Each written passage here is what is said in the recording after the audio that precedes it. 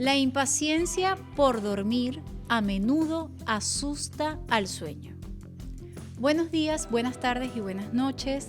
Gracias a todos los que siempre se conectan. Bienvenidos a este espacio que es por y para ustedes, de entrevistas con diferentes profesionales de alto nivel, tanto de la salud física como de la salud mental.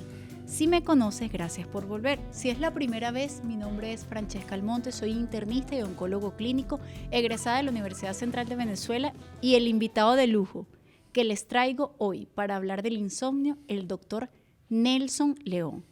Él es médico psiquiatra y es profesor de la cátedra de psiquiatría en la Escuela de Medicina. O sea, usted tiene contacto con estudiantes de medicina. Todos los días. ¿Y qué dicen esos estudiantes de la psiquiatría? Generalmente no les gusta mucho, no es una de las especialidades más populares. Pero de seguro usted la hace bastante digerible. Sí, y afortunadamente he tenido ya en estos casi 2 décadas de experiencia como profesor la fortuna de tener a exalumnos que hoy en día son psiquiatras y que me han dicho que la influencia que yo generé en ellos en esa época de pregrado los ayudó o los convenció de irse por esta área. Qué lindo eso. Gracias por venir, gracias por sacar de su tiempo, porque el doctor es muy ocupado y venir a este espacio. Gracias a ti por la invitación. Mire, hay muchos mitos con respecto a la psiquiatría. Entonces la gente dice, yo no voy a ir al psiquiatra, yo no voy a ir al psicólogo porque yo estoy bien, no estoy loca. Además, eso no sirve para nada. Yo fui a uno y él estaba loco. Las pastillas al igual lo que te generan es dependencia. La terapia no va a cambiar nada, va a seguir siendo todo igual. ¿Qué le dice usted a todas esas personas? Yo hablo con mi amigo y él me aconseja, es mejor. El alcohol es mi consejero. ¿Qué le dice usted a esa persona? O irme de compras es mi mejor terapia.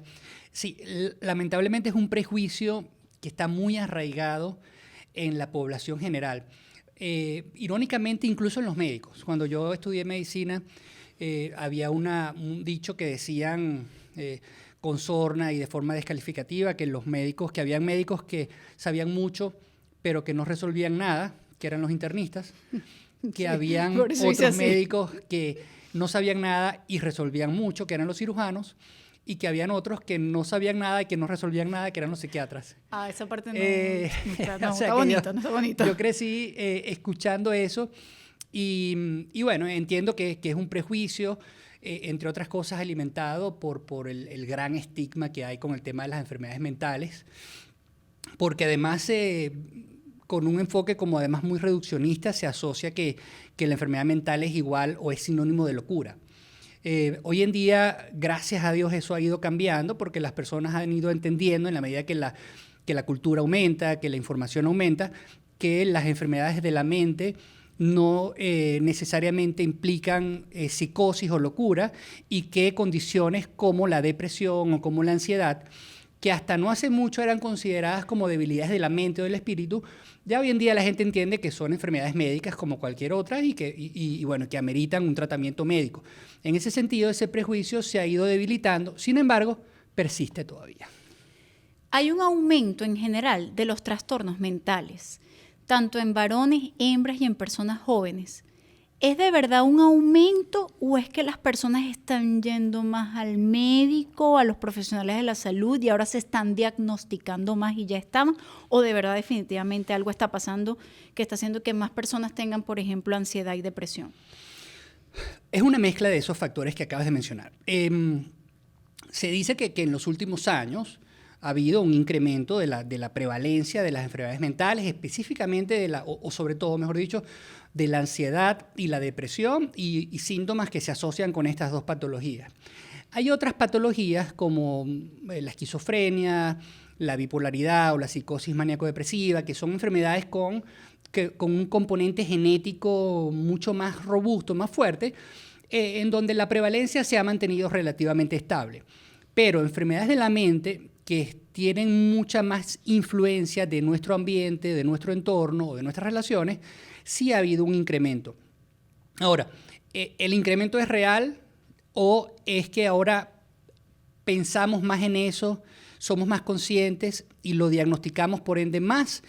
Eso, por supuesto, es un factor que influye y que está presente, no podemos negar, ¿okay? Sin embargo, informes o los reportes de las organizaciones multinacionales como la Organización Mundial de la Salud, sí reconocen que ha habido un incremento de aproximadamente un 10, hasta un 25% de la ansiedad y la depresión en los últimos años. Sí, había un dicho en medicina que decía, lo que no se piensa no se diagnostica, y el que no sabe lo que está buscando no entiende lo que encuentra. En efecto, creo que los médicos en general, independientemente sea o no del área de psiquiatría, estamos pensando mucho más en algún trastorno mental. Le quiero recordar que pese a que las personas se niegan, y que mi psicólogo me ha enseñado que no los puede obligar a ir al psicólogo ni al psiquiatra, en mis redes sociales tengo muchísimos videos. Mis redes sociales, Francesca Explica en todas mis redes, muchísimos videos acerca de la salud mental. Y los temas más visitados son los del psicólogo y el psiquiatra. Dicen, no quieres ir, pero te gusta, lo estás viendo. Y ojo, siempre les digo, esto no es el sustituto de una consulta médica. No es que yo escuche al doctor Nelson, entonces yo debo tener eso porque más o menos me siento así. No, nunca. Eso es individual. Ahora, antes de hablar del insomnio, ¿por qué dormir es considerada la función vital más importante, incluso más que tomar agua o comer? ¿Qué pasa en nuestro cerebro cuando dormimos? El descanso es, por supuesto, fundamental. No puedes tener una máquina prendida 24 horas al día, 7 días de la semana, 365 días al año por 80 años. O sea, no hay manera de que una máquina que esté prendida durante todo ese tiempo no falle en algún momento. El cerebro, haciendo esta especie de metáfora mecánica, es como una máquina, ¿okay? Un órgano que tiene muchísima actividad, que tiene muchísimas funciones, que utiliza muchísima energía y que requiere tener momentos donde se desconecta parcialmente, porque nunca se desconecta del todo, pero sí por lo menos momentos donde disminuye su actividad, disminuye la cantidad de energía que consume, disminuye su tasa como metabólica, por decirlo en un término médico, para poder regenerarse, para poder recuperarse. El cerebro, con las 1.000 millones de neuronas que están en él, necesitan regularse, necesitan desintoxicarse, necesitan repararse, restaurarse, y todos esos fenómenos fisiológicos vitales se dan durante el sueño, ¿okay? No es algo exclusivo del cerebro, pasa en otros órganos. Por ejemplo, los que hacen ejercicio saben que el músculo crece en reposo. Los cardiólogos y los que estudiamos medicina sabemos que las coronarias que llevan el oxígeno al músculo cardíaco se llenan en reposo durante la diástole, que es el descanso, digamos, de la fibra muscular del corazón. Es decir, que el descanso o el reposo en todos los órganos del cuerpo es fundamental para su crecimiento, para su recuperación y para que se mantengan funcionando los 80 o los 90 años que podamos vivir. Y por ahí había otro término que no se los voy a definir porque los voy a invitar a que vean el otro episodio del otro podcast con la licenciada Zoraida Rosales sobre la crononutrición. Cómo el dormir impacta en cómo metabolizamos lo que comemos. Casi nada. Ahora bien, cuando dormimos se pasan por unas fases del sueño. Yo cuando estudié medicina y psiquiatría ya hace un par de años, no sé si esas fases siguen siendo las mismas. ¿Por qué tienen que pasar cuando uno duerme por todas esas fases del sueño? ¿Qué importancia tiene? Sí, el sueño tiene una arquitectura muy particular, tiene una estructura o una morfología que debe mantenerse para que todas las funciones del sueño y para que el cerebro se recupere óptimamente. Grosso modo, podemos decir que el sueño tiene una fase no REM y una fase REM. REM son las siglas en inglés de movimientos oculares rápidos, Rapid Eye Movement. El sueño no REM, que es el primero que se da, tiene 3 fases, ¿okay? Que son fases en donde el sistema nervioso central va adormeciéndose y va yendo desde un nivel superficial de descanso hacia un nivel más profundo. Nivel 1 es el más superficial, es un sueño bastante ligero, prácticamente cuando los primeros minutos luego de quedarnos dormidos. Después viene una segunda fase donde ese sueño se profundiza aún más, donde baja la temperatura corporal, baja la frecuencia cardíaca y posteriormente desciende a un nivel máximo de profundidad, que es la fase 3 del sueño o sueño profundo de ondas lentas, que es donde ocurre la mayor parte de la recuperación, de la reparación del sistema nervioso central. ¿Okay? Por cierto, es en esta fase donde se liberan las cantidades mayores de hormona del crecimiento, que los médicos sabemos que es una hormona fundamental no solamente para el crecimiento en cuanto a estatura, talla y todo eso, sino para la reparación y la regeneración de los tejidos. Esa hormona se secreta fundamentalmente en esa fase 3 del sueño no REM, que repito, es la más profunda. Después viene la fase REM, o movimientos oculares rápidos. Es una fase también profunda, pero donde pasa algo curioso, que es que sigue habiendo un descanso profundo, pero la cantidad de actividad del cerebro aumenta a niveles similares a los que tenemos en el estado de vigilia. Es decir, estamos profundamente dormidos, pero nuestro cerebro está actuando, está funcionando a un ritmo o una velocidad muy similar a la que tenemos cuando estamos despiertos. ¿Okay? Los ojos se mueven muy rápidamente como reflejo de esta actividad en el cerebro, pero también porque la corteza cerebral está trabajando, está procesando la información que hemos adquirido durante el día, está de alguna manera hilvanando la información con las emociones. Todo eso ocurre durante esa etapa del sueño REM, y en esa etapa es donde se consolida la memoria. Toda esa información que vamos adquiriendo durante el día, que se almacena en dispositivos de memoria corta, la información que vale la pena, que es valiosa en esta etapa REM, es transferida, por decirlo de alguna manera, a dispositivos cerebrales donde se almacenan los recuerdos a largo plazo. Por supuesto, esto es fundamental para aprender, ¿okay? Y para que vayamos consolidando el sentido de identidad. ¿Okay? Entonces, si no tuviéramos sueños REM, no aprendiéramos bien y no estaríamos muy claros de nuestra identidad ni de nuestras experiencias. Casi nada, nadita. Imagínense lo importante. ¿Cuál es la consecuencia de que una persona no duerma bien? De que no pase por esas etapas tan importantes por las que usted mencionó. Se han hecho muchos estudios. Pudiéramos decir que una persona con insomnio, una persona que no tiene un sueño reparador o de buena calidad, tiene 3 veces más riesgo de sufrir de ansiedad o de depresión. No es cualquier cosa eso, teniendo en cuenta que ya de por sí la depresión y la ansiedad es bastante frecuente. Multiplicar eso, que ya es frecuente, por 3, quiere decir que es casi seguro que te vas a deprimir o que vas a tener un trastorno de ansiedad si no duermes o no descansas bien. Eso básicamente es lo principal. También se asocia el insomnio con complicaciones a largo plazo, por ejemplo, con enfermedades neurodegenerativas como el Alzheimer, como el Parkinson, no solamente enfermedades neurológicas o psiquiátricas.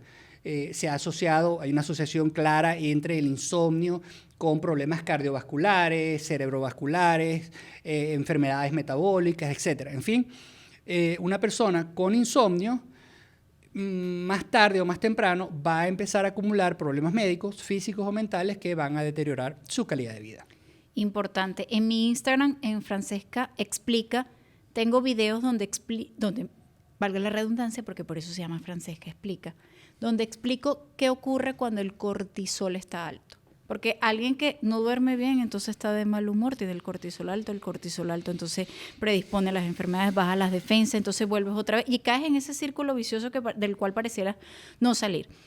Hace algunos minutos, porque hicimos como un compilado, estuve hablando con una nutricionista y mencionábamos todos los errores que cometemos a la hora de comer, que no respetábamos que era la hora de comer, que nos llevábamos el teléfono y nos llevábamos el trabajo para comer. Entonces, hay una serie de errores que cometemos a la hora de dormir y que por allí en internet se ha popularizado la frase higiene del sueño. ¿Cuáles son esos principales errores que cometemos sin querer y sin saber a la hora de acostarnos a dormir? Sí, son errores que todos en menor o mayor medida cometemos, sobre todo porque el estilo de vida moderno nos lleva hacia eso. Quizás el más vigente hoy en día es el tema del uso de las pantallas en la noche. Eso es algo antihigiénico, ¿okay? Con respecto a la higiene del sueño. Porque al ser seres, al ser animales, al igual que otros animales no noctámbulos, cuando se va acercando la noche, que la luz del sol empieza a atenuarse y empieza a haber oscuridad, el sistema nervioso central empieza a liberar una hormona que se llama melatonina, que es una hormona fundamental para que el sueño se dé fisiológicamente, ¿okay? Si nosotros estamos viendo una pantalla que además emite una luz poderosísima, le estamos enviando al cerebro la información prácticamente de que es de día todavía, ¿okay? Es como lo que le pasa a los pajaritos cuando es de noche y le prenden la luz, o sea, se desorientan, salen volando, o sea, se genera como un cortocircuito en el sistema nervioso central. Cuando nosotros estamos con una pantalla, sobre todo si es del celular, que la tenemos muy cerca, una tablet o similar, estamos enviándole al cerebro esa información de que prácticamente es de día y no vamos a producir la cantidad de melatonina necesaria para que ese sueño aparezca. Eso es deleterio para el tema del sueño. Entonces, ¿cuáles son las medidas del sueño? Bueno, a propósito de esta, no usar pantallas después de que sea ya de noche. Creo que haciendo un mea culpa, hoy en día todos lo hacemos, ¿okay? Sí. Pero no es lo adecuado. Alejarlo lo más que se pueda. Sobre todo si tienes problemas para dormir. Claro. Hay personas que se quedan dormidas con el celular encima y si ese es tu caso, bueno, no es tan importante. Yo estuve revisando eso y decía, pero es más un hábito de que el cerebro entonces asocia de que cuando te acuestas en la cama con el teléfono es hora de dormir, pero no porque el teléfono es lo que te hace dormirte. Sí. Como el sueño es tan poderoso y tan necesario, es un tema también instintivo, reflejo, que bueno, aunque haya estímulos que atenten contra él, finalmente es una respuesta muy fuerte y bueno, eventualmente te quedas dormido. Pero no es lo saludable. ¿Qué otras cosas constituyen lo que es la higiene del sueño? Acostarte y despertarte a la misma hora, siempre, ¿ok? Todos los días te acuestas a las 9 de la noche o a las 10 y todos los días te levantas a las 6 o a las 7 o a la hora que tú quieras, pero después de haber dormido en promedio 8 horas. Eso incluso los fines de semana, el 1 de enero, el 25 de diciembre, igual tú te despiertas a la misma hora. Eso debería ser lo adecuado. No usar o no ingerir cafeína o sustancias bebidas con sustancias estimulantes después de las 2, 3 de la tarde. Porque hay personas que al contrario, no, yo me voy a tomar alcohol para después dormir tranquilo. Ese es un error muy, muy frecuente porque el alcohol te engaña porque inicialmente te hace sentirte relajado, te seda un poco, entonces ciertamente pudiera en principio ayudarte a conciliar el sueño. El tema con el alcohol es que esa arquitectura o esa morfología del sueño de la que te hablé, de las fases 1, 2, 3, el alcohol trastoca mucho la forma del sueño. Entonces, una persona que se queda dormida con alcohol en su sangre es una persona que va a tener menos sueño profundo, ¿okay? Entonces, va a dormir a lo mejor mucho, pero va a ser un sueño ligero, fase 1, fase 2 de sueño no REM. Y, por ende, cuando la persona se despierta, no se va a sentir, no va a sentir que el sueño fue reparador, ¿okay? Entonces, el alcohol en realidad es un enemigo del sueño, no un aliado. No es bueno, por ejemplo, las comidas copiosas en la noche, eso también es otra medida de higiene del sueño. Hay que cenar como un mendigo, como dice la famosa... Sí, la nutricionista máxima. nos recomendó que hasta las 7 de la noche fuera nuestra cena. Sí. Hoy en día, en este mundo moderno y este estilo de vida frenético y acelerado que llevamos, pasamos todo el día trabajando, pasamos todo el día en la calle.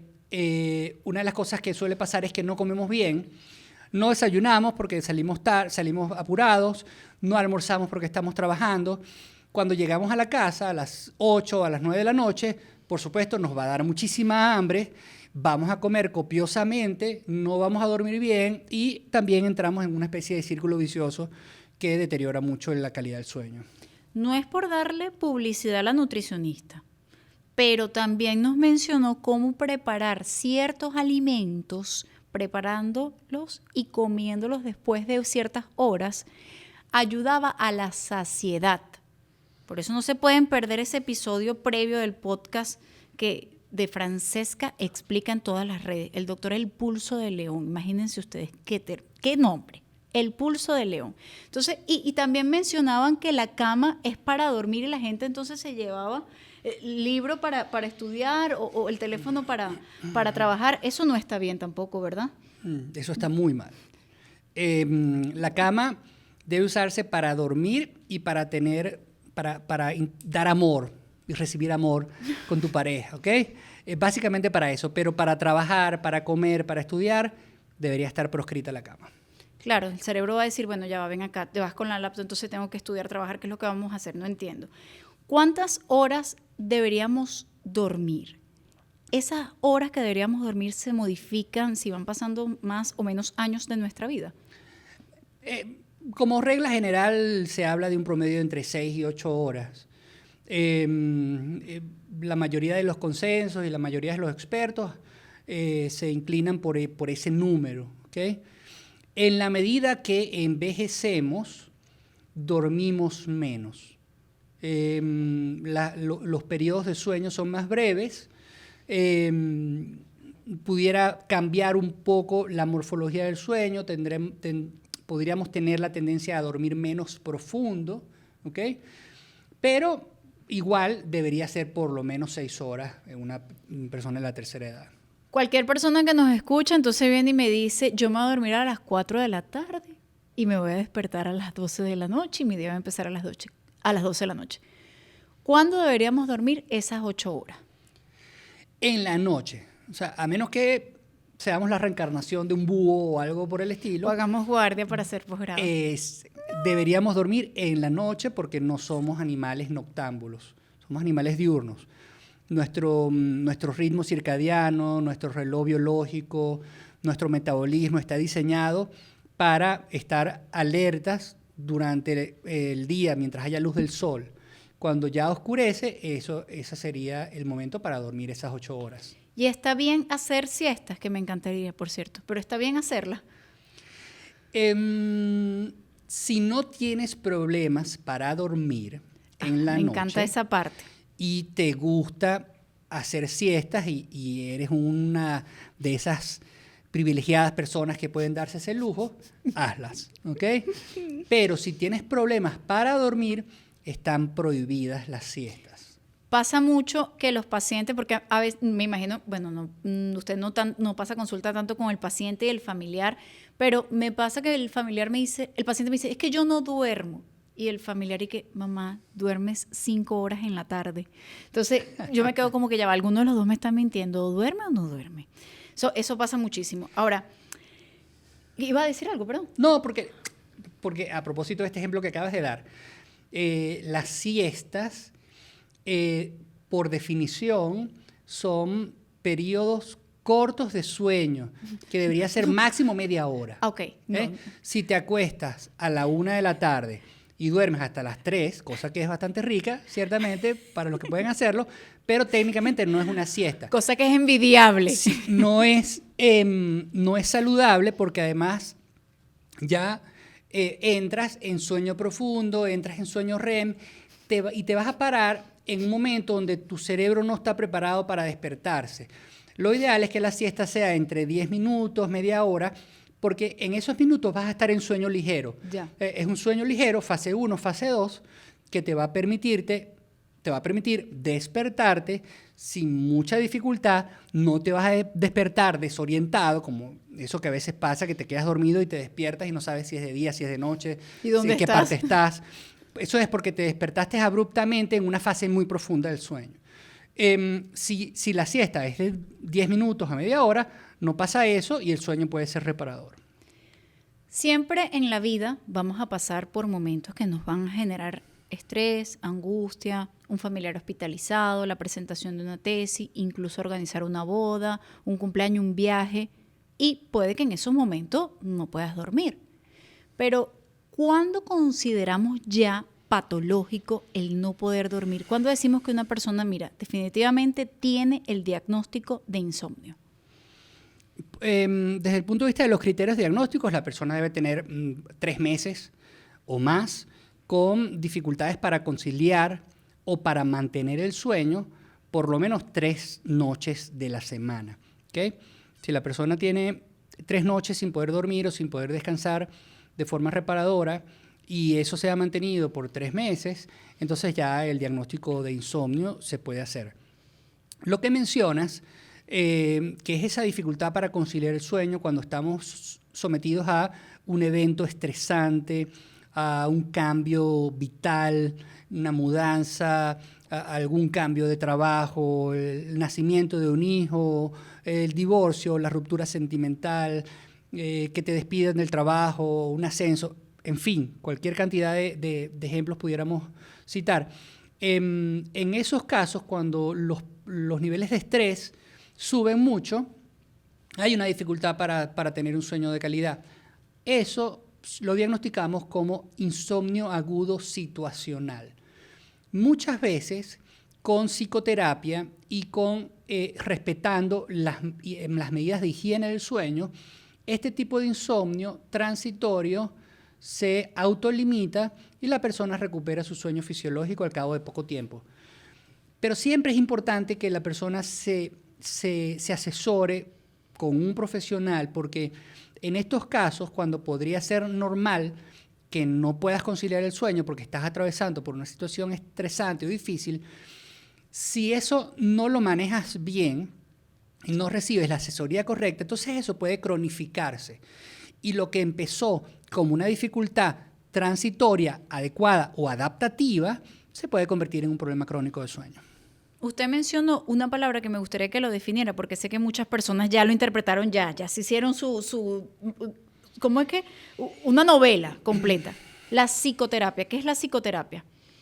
La psicoterapia puede ser un término relativamente genérico, pero que engloba aquellas técnicas que, sin el uso de fármacos, van dirigidas a modificar patrones de conducta o a modificar esquemas mentales que puedan estar generándole problemas al paciente. ¿Okay? La psicoterapia generalmente es parte de la conversación de lo que el paciente nos dice. Eso que el paciente nos dice, nosotros como profesionales lo interpretamos, lo metabolizamos y le damos una especie de feedback también hablado, no invasivo, que le permita al individuo replantearse algún paradigma, algún pensamiento desadaptativo o alguna distorsión cognitiva, que son esos pensamientos inadecuados o irracionales que a veces podemos tener. Me encantó esa definición. Yo voy a escuchar mi propio podcast. Voy a escuchar usted y voy a copiar esa. Me encantó, porque tal cual es así. Y, Dios mío, de verdad con los mitos con respecto a la salud mental que hay y lo bueno que es desintoxicar toda esa rumiación mental que uno tiene. Ahora, el no dormir puede ser una enfermedad o puede ser un síntoma. Muchos pacientes ya vienen con insomnio y me lo achacan todo al tratamiento. A mí me encanta el paciente, no, pero es que él está cascarrabias desde que empezó el tratamiento de la quimio. Ah, sí.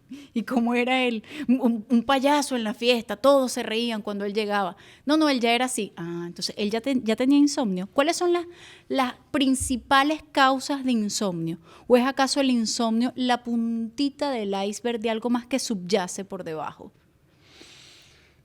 Lo más frecuente es que sea la punta del iceberg.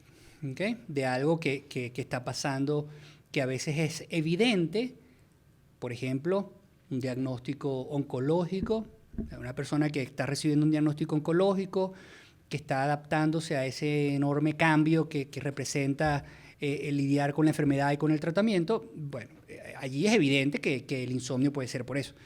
Pero a veces no lo es tanto. Y el insomnio es el motivo de consulta, pero cuando empezamos a escudriñar o empezamos a hacer la entrevista clínica, la historia médica, nos damos cuenta que es un síntoma de ansiedad o un síntoma de depresión la mayoría de las veces, ¿ok? También podría ser el síntoma de otros cuadros un poco más severos, como la esquizofrenia, una psicosis, la intoxicación por sustancias estimulantes, etc. ¿Okay? Pero desde el punto de vista de la prevalencia y las estadísticas, casi siempre es el reflejo de un problema ansioso o depresivo.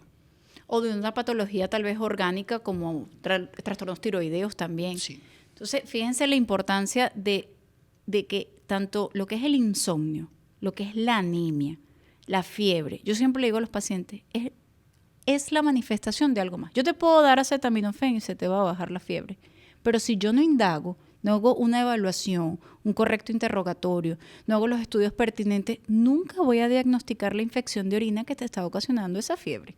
Entonces, la idea es tratar la infección de orina, no dejar de tratar la fiebre, pero la infección de orina, que es la causa. Pasa lo mismo con la anemia, que todo el mundo, que lo hablé previamente en otros podcasts, por eso tienen que, otra vez, publicidad a mí misma y publicidad al doctor El Pulso de León, Francesca explica, de que con hierro y ácido fólico no es suficiente para subir la hemoglobina, hay que ver cuál es la causa que desencadena la baja de la hemoglobina. Ahora, ¿quiénes son los especialistas que deben ver a una persona, no un paciente, una persona oncológico, ¿no?, que tiene insomnio? Lo más frecuente son psiquiatras y neurólogos. Existen también neumonólogos y otorrinos que se especializan en medicina del sueño y también pudieran ser profesionales aptos para atender o por lo menos para el manejo inicial de un paciente con insomnio. Pero si el insomnio está asociado, como casi siempre, a síntomas psicológicos o psiquiátricos, debería ser el psiquiatra el profesional de cabecera en este caso. Ya están entendiendo por qué los envío, ¿no?, a terapia y todo eso cuando tienen insomnio. No es porque pienso que estén locos, es porque me interesa, sí, que duerman bien. Porque si no duermen bien, mire, no, olvídese, no se va a sentir bien, no se va a sentir bien. Ahora, Dios mío, tengo miedo de hacer esta pregunta porque creo que va a ser cuchillo para nuestra garganta, pero sé que este espacio también es visto por unos colegas. Gracias, colegas, por escucharnos, porque muchas de las cosas que decimos aquí yo sé que ustedes lo saben, guapos, inteligentes, bellos, todos. A veces los médicos, responsable o irresponsablemente o preocupados, nos encanta mandar nuestro amigo el PAN, el alprazolam, el clonazepam, y el paciente se queda adherido allí. ¿No? ¿Cuánto tiempo? No, hace 10 años yo fui a un médico y él me mandó alprazolam y yo todavía lo tomo. E irresponsablemente escucho esto que me ha dejado, bueno, si yo lo he escuchado, me imagino tú más. No, pero de hecho, ella se toma, me dice el esposo, ella se toma media tableta, la otra media tableta me la tomo yo. Ah, pero ¿y usted quién se la mandó? No, nadie, porque como los dos tenemos el mismo problema. Entonces, ¿qué le dirías tú a esos médicos que no indagamos más y de repente mandamos solo eso por irresponsablemente querer que el paciente duerma? Y que está mal. Sí, es una práctica cotidiana. Lo debes ver mucho. Y contrario a lo que la gente piensa prejuiciosamente, los psiquiatras no somos los que recetamos más benzodiazepinas, ¿no? Okay. Las benzodiazepinas son estos medicamentos, alprazolam, clonazepam, bromazepam. La mayoría de los pacientes que llegan a consulta y ya tienen una dependencia instalada a las benzodiazepinas, no vamos a decir que siempre, pero con mucha frecuencia, el médico que inicialmente recetó esa benzodiazepina no fue un psiquiatra. El alprazolam es una molécula que le gusta mucho a muchos colegas, ¿ok? Porque es una medicina potente que te ayuda a bajar esa fiebre rápido, usando esa metáfora que tú usaste hace ratito. Pero es una de las moléculas más adictivas también. ¿Okay? ¿Qué les pudiera recomendar? Bueno, lo que ya por academia y por formación sabemos, pero es bueno recordarlo, que si vamos a usar una benzodiazepina, usarla por 2-3 semanas solamente. Y si después de 2 o 3 semanas el problema persiste, entonces referir al especialista. Claro, porque para eso están los especialistas y los subespecialistas. Ahora, existen formas naturales de inducir el sueño. Usted bien nos explicó unas medidas de higiene para dormir. Muchas personas se automedican la melatonina, aunque ya habíamos hablado previamente aquí y en otros podcasts de que deberíamos estimular la producción natural de la melatonina. Otros toman pasiflora, otros toman valeriana, otros, bueno, hacen ejercicio físico, pero no vigoroso porque si no más bien no te va a dar sueño. Hay algunas medidas que sí sean corroboradas, naturales, que ayudan a dormir mejor. Naturales, a algunas personas les puede funcionar algún té relajante, por ejemplo, de manzanilla, pero en realidad yo creo que son medidas más de placebo, ¿no? que otra cosa. Es decir, creo que muchas de estas medidas naturales funcionan, no voy a decir que siempre, pero muchas veces funcionan, es más porque la persona se condiciona y entre la sumatoria de la sugestión de pensar que esto me va a hacer dormir y de el condicionamiento que empiezo a establecer porque asocio ese ritual de la manzanilla con la leche caliente. Ya ese ritual lo empiezo a asociar con el momento del sueño y eso puede favorecer la secreción de melatonina y que el sueño se dé naturalmente. ¿De qué manera podemos promover o facilitar el sueño naturalmente? Respetando las medidas de higiene del sueño. Tú lo dijiste muy bien, está popularizado en el internet, es muy fácil conseguir esa información, buscar, googlear higiene del sueño y te va a salir una lista de entre 6 y 10 medidas, leerlas y aplicar la mayoría de esas medidas a tu rutina y a tu estilo de vida. Si haces eso, mantienes una dieta balanceada, haces ejercicio regularmente, promueves actividad recreativa y de ocio, casi seguramente vas a poder dormir. Y si no, tienes que ir al médico, lo siento. Sí, en serio. Porque es increíble, y yo te hice una vez esa pregunta en otras entrevistas, que las personas, los pacientes llegan, yo no necesito ir al psicólogo, no necesito ir al psiquiatra, pero o uno, no duermen bien. O dos, tienen ansiedad por comer dulce, porque la ansiedad nunca da por comerse una manzana, siempre da por comer dulces y carbohidratos, claro, obviamente está. O tres, están irritables y como buena persona irritable no se da cuenta que está irritable, porque recuerden que se dan cuenta son las personas que están alrededor, pero no necesito ir, o se comen las uñas hasta acá, pero no necesito ir. ¿Por qué? Nelson, por favor, ayúdame. Esta pregunta es para mí, no para ellos. ¿Por qué las personas que más lo necesitan son los que más se niegan a ir? Por miedo. Por miedo a descubrir alguna patología temida, por miedo a recibir un diagnóstico que pueda hacer que ese estigma que han tratado de evitar toda su vida finalmente recaiga sobre ellos, etcétera, ¿no? Y eso podría verse en otras áreas. A muchos hombres les da miedo ir al urólogo por miedo a que entonces, es que si voy a lo mejor tengo cáncer y prefiero no saber. O no voy a no me voy a hacer la citología porque mi abuelita se murió de cáncer de cuello uterino y si yo a lo mejor tengo eso, bueno, si me voy a morir de eso me moriré, pero yo prefiero no saber. Es casi un acto reflejo donde por miedo evadimos alguna situación temida y por eso, bueno, evitamos o evadimos ir al especialista. Y lamentablemente el miedo termina transformándose en un diagnóstico más tardío de cualquier patología, bien sea oncológica o no, y un diagnóstico más tardío tiene más consecuencias y síntomas en el paciente y va a ser más difícil tratarlo. Entonces, el miedo está impactando incluso en el que estés mejor o impacta incluso en el que puedas sobrevivir o no a una enfermedad oncológica. ¿Algún mensaje que le quieras dejar a las personas que nos están escuchando con respecto al insomnio o con respecto a la salud mental?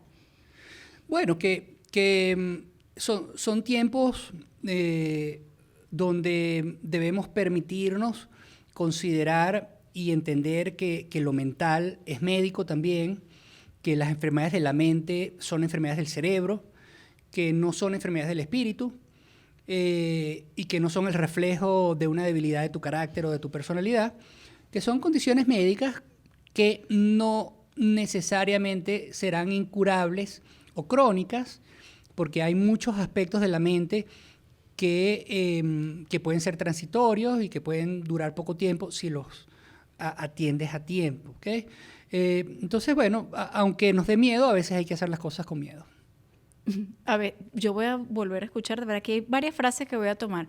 El del doctor Nelson León, quien es psiquiatra, @el pulso de León, francés, que explica en todas mis redes sociales, búscame, stalkeame, dame like, comenta, suscríbete, por favor, gracias, muy amable.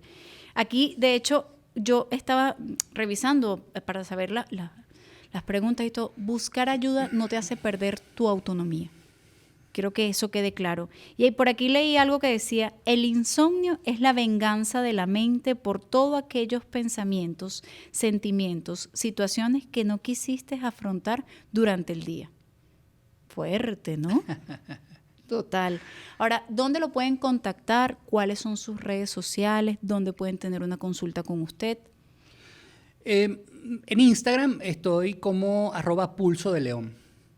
Paso consulta en la clínica El Cedral, que es una clínica de salud mental quizás la más antigua en la ciudad y probablemente en el país, y en el Grupo Médico Santa Paula. ¿Y hace consulta online? Sí. También hace consulta online, entonces, para de repente tal vez ese paciente que tiene una movilidad reducida o el familiar que está de cuidador principal y no se puede trasladar hasta el consultorio del doctor. No sé si quiera decir algo más, doctor, este espacio es completamente suyo también.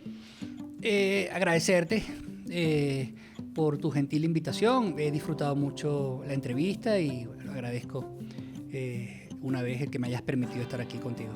Yo al doctor no lo conocía físicamente, pero he tenido el placer, el gusto de entrevistarlo en otras oportunidades y vuelvo y repito, entonces me pueden seguir a través de Instagram y están varios videos acerca de la salud mental, sobre el cuidador, sobre el insomnio, sobre la alimentación.